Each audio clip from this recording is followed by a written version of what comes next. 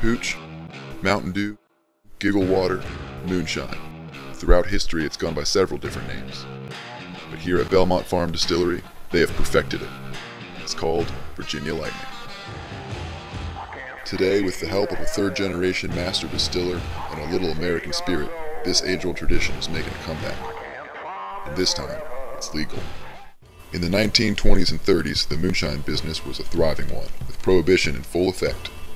Moonshine was in increasingly high demand, and several people were eager to get in on the action. One of them was Theodore George Miller. Hanging around with my grandfather too much. Of course, he didn't have a license. There was a lot of excitement in the selling of it.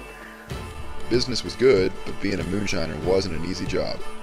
Loaded him up and sent him into Washington. He came over 14th Street Bridge there. They had a roadblock. They were waiting for him. He just gunned the engine, went on through the roadblock. He shot out his back window. He made his delivery and came back to the farm, and they never caught him. But despite the hard and dangerous work, Chuck was determined to follow in his grandfather's footsteps. Now, you know, I hung around with him, and he had all these milk tanks, but he only had one cow. And finally I figured out what he was doing. But he made whiskey the traditional way, like they'd been doing in Virginia, you know, for 400 years now. This is strictly all corn whiskey. We're the first legal craft distillery in the United States making whiskey. But I was missing the big pot still. I called the BATF, Bureau of Alcohol, Tobacco and Farms, and I asked them, I said, now listen, you guys are busting up stills all the time. Certainly you know where one is. It might be available. We raise our own corn, store it on the farm, and we do all our malting and our same yeast propagated over and over.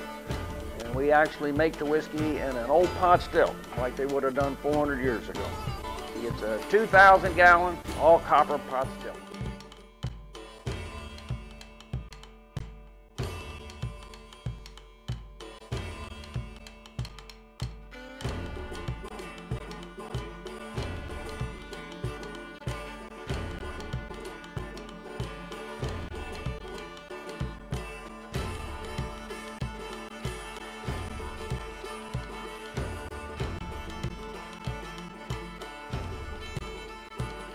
With so much going on, it was a wonder Chuck ever had the time to sit back and enjoy the fruits of his labor.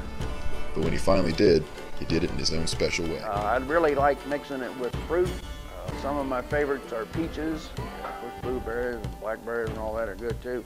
But it's very good straight. Boy, you can have a nice shot of that. It'll really give you a nice warm glow. But if I'm just out social drinking, you know, boy, you cannot beat ginger shine. That's a little moonshine and ginger ale with a twist of lime. That is a fantastic drink and get you in trouble pretty quick.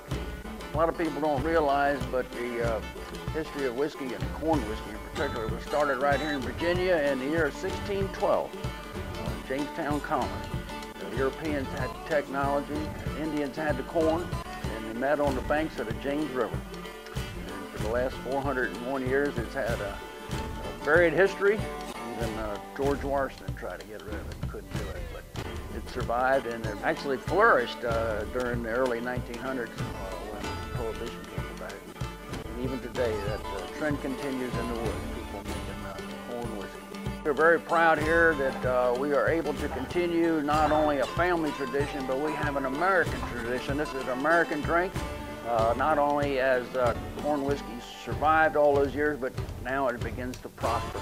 And people are really enjoying going back and getting a drink of American history.